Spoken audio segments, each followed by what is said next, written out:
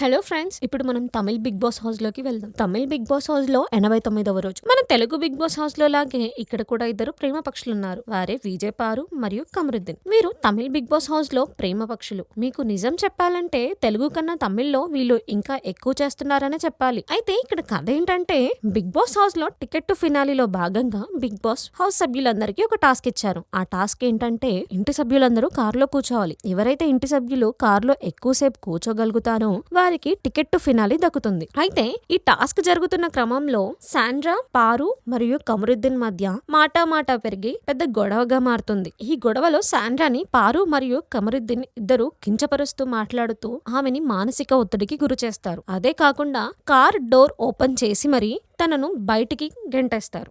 గెంటేయడమే కాదు, కాల్తో తోస్తాడు కూడా కమరుద్దీన్. ఇలా జరగడంతో శాండ్రా పానిక్ అటాక్ అవుతుంది. ఇంత జరిగినా కూడా పారు మరియు కమరుద్దీన్ ఏమీ పట్టనట్టుగా ఉంటారు.